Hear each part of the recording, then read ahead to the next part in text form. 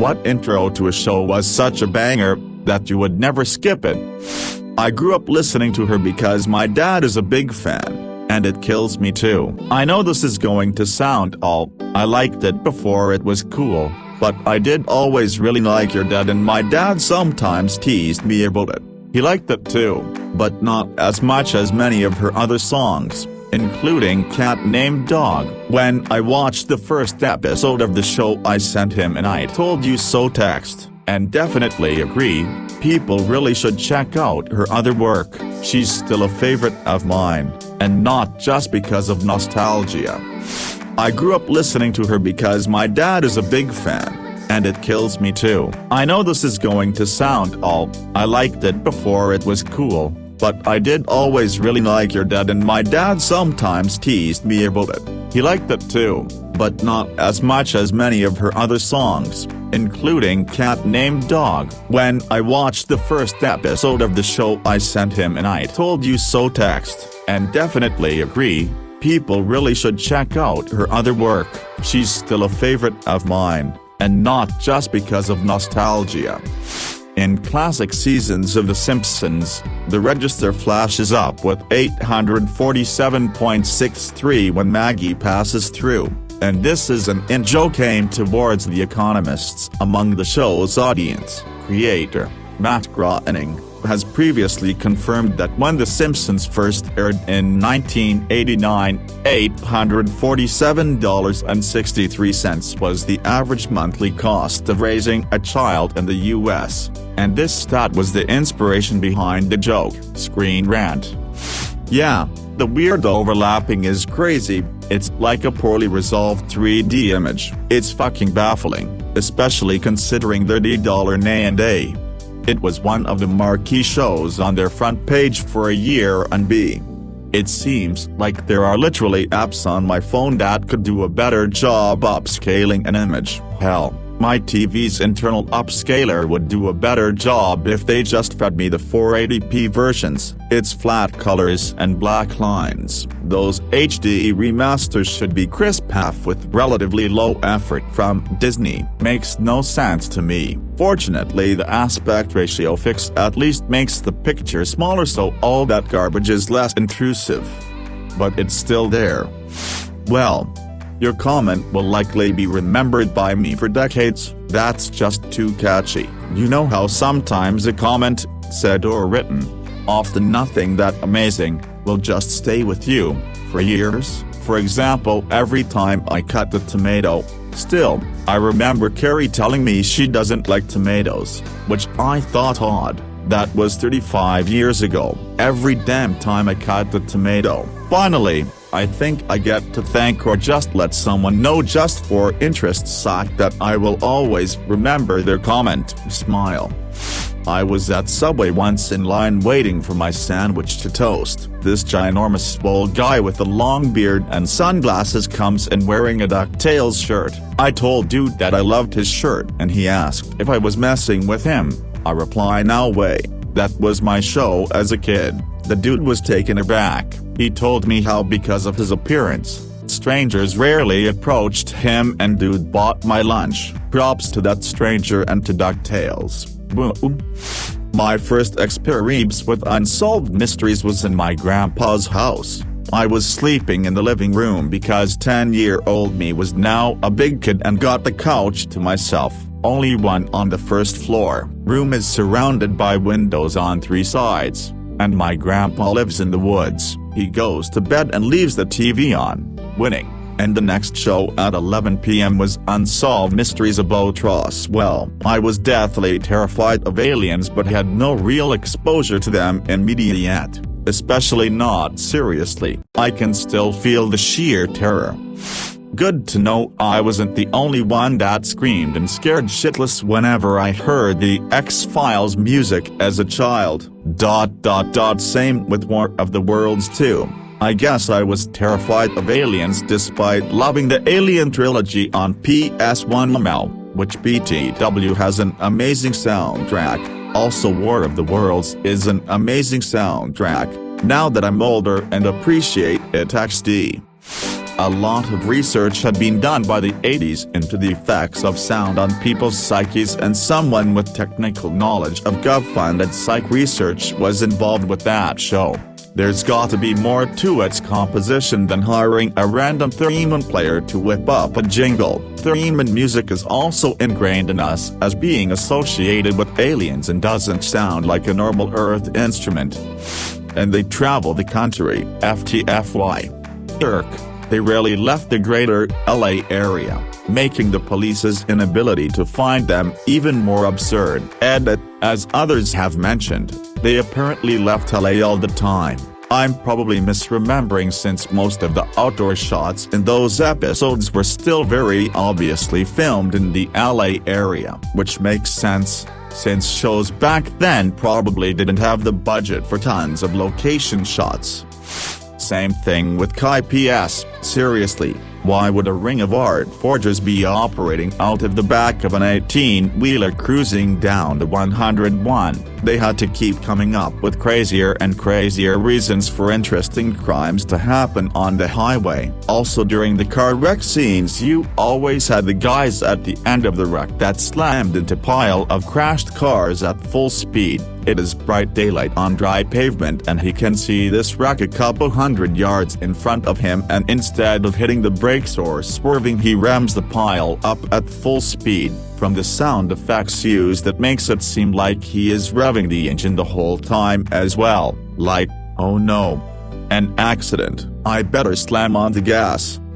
You underestimated 1980s police when they weren't chasing a dude in a black talking car or two dudes and a girl in an orange car. They were dealing with terrorists trying to blow up buildings, stealth helicopters flying around everywhere, an alien befriending some little kid, then another alien hunting down former Special Forces dudes, and one former Special Forces dude going up against an entire police force in the Pacific Northwest, and a big bearded guy on the run with an even bigger grizzly bear in mountains somewhere in the western US. And it's a wonder how any of them even made it out of police academy and into vice squads in Miami.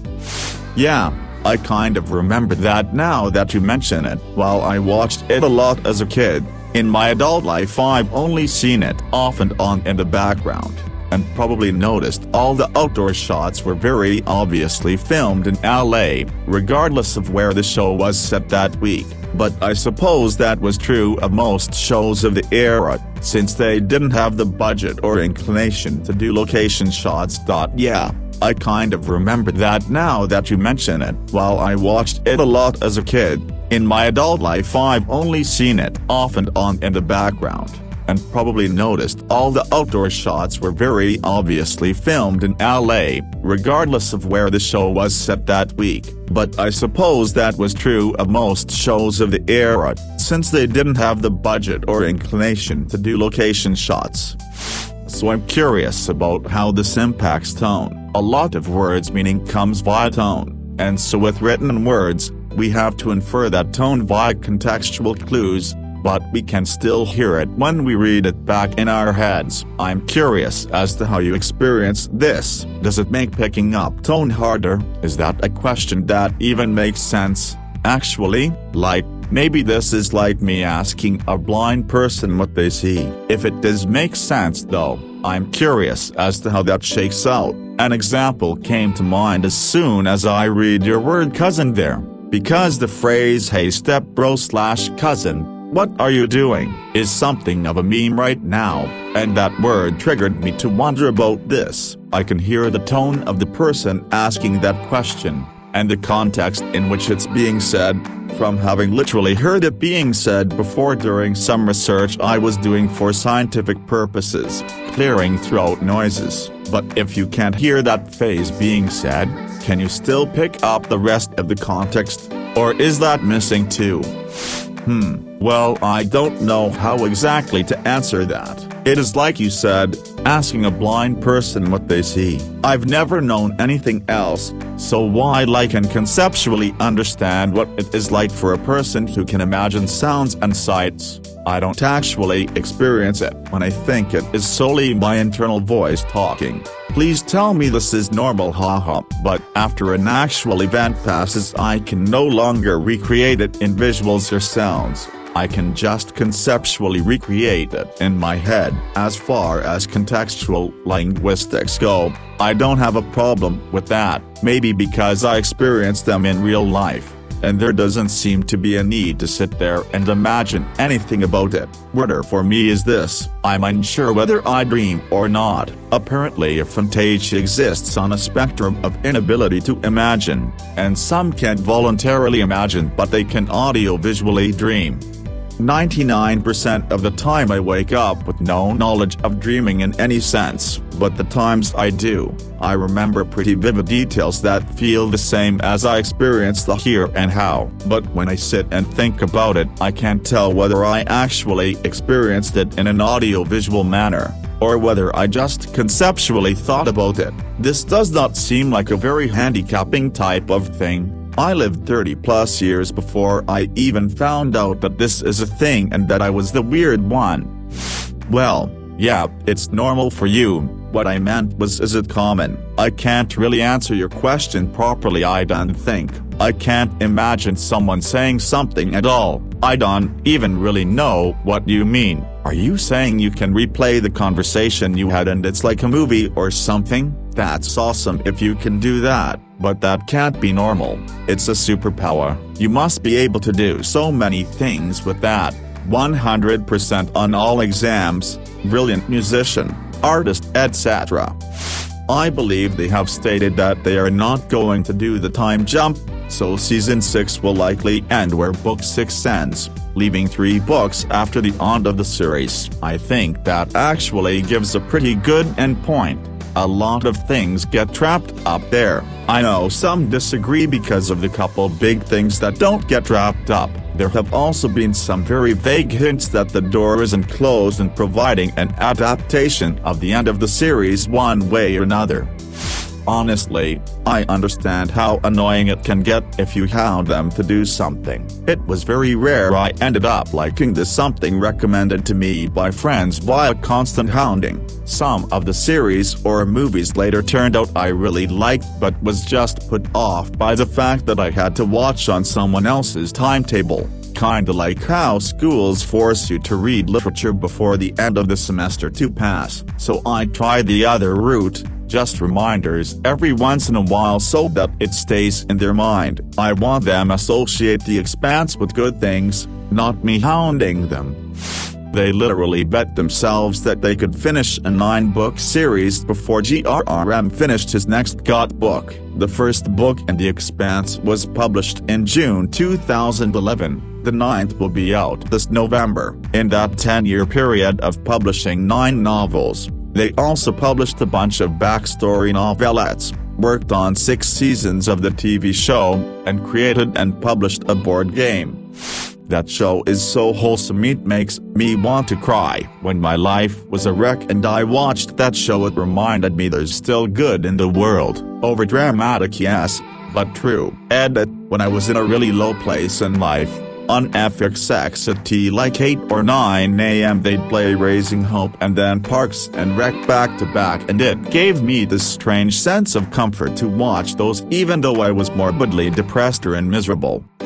I am really enjoying reading others like you relate to this sentiment, and it's kinda crazy awesome that something as simple as a TV show can help people's mood and outlook. I have seen The Good Place too. I love all those actors and actresses, and as a philosophy student I enjoyed some mainstream discussion of real philosophy. This is not quite in the same lane, but I also recommend the older series Bored to Death. It has Ted Danson and Jason Schwartzman and is kind of surreal and has a fun tone, but I wouldn't say it's as uplifting as these two. But if you like The Good Place you'll probably like it too.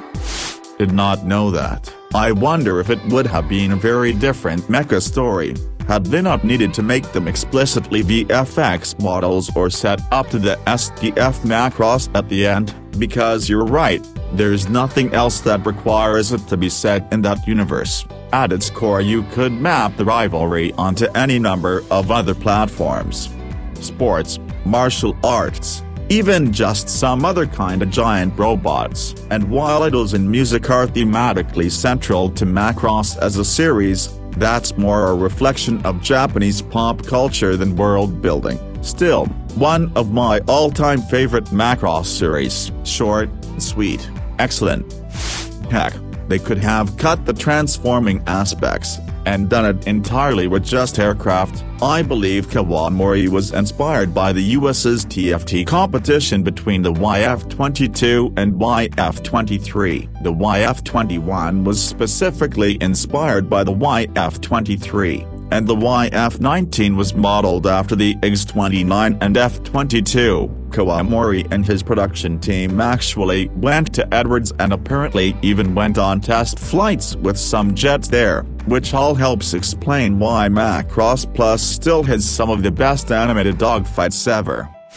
The original movie had some absolutely phenomenal music as well. Love Night Stalker in particular. The two Gits movies and Saga are fascinating. Really, Saga functions as a good procedural, while the movies, I don't even know how to describe it. The shit they're doing is more of an aesthetic than a genre, but at the same time there's this through line of philosophical and social commentary, and they just sort of fit together, to a point where they could be part of the same continuity, save some minor inconsistencies. They are different. After I can't count the reasons I should stay, there was an extra measure that modulates to, I think, a seventh. My ear isn't trained, maybe a minor seventh. In the original, absolutely melancholy, the theme version has more aggressive snare and crash throughout, much happier. The theme version resolves in the end in a way done nowhere in the original. It's satisfying and positive. I think I heard a few other things, but I'm nearly certain about these things. They are quite different arrangements done, I trust, intentionally. I really like the song when comparing Community with Rick and Morty. Dan Harmon talked in an interview about how both shows essentially have opposite religions. They acknowledge that life is absurd and chaotic, which to Rick means that nothing really matters, but to Community means that you have to give things meaning and find connections to others. So that idea that in the song the reasons all fade away leave you with just doing things that make you happy with people you like. The reasons don't matter, the people do. At least that's my interpretation after probably butchering Harmon's words. Yes, the song for Community resolves in a really weird way, especially the truncated version for the shorter openings, but it's because the original song is kind of unique in its build-up. That extra measure kinda throws the poppiness off each time it gets used, until the last chorus of the song, where that extra measure gets used as kind of a resolution to allow the vocal melody to repeat 4 identical times with different lyrics, essentially building the tension each time. But the way they cut it I think was intentionally done to resolve the same way as most classic sitcoms. Specifically, it reminds me of the Cheers theme, musically.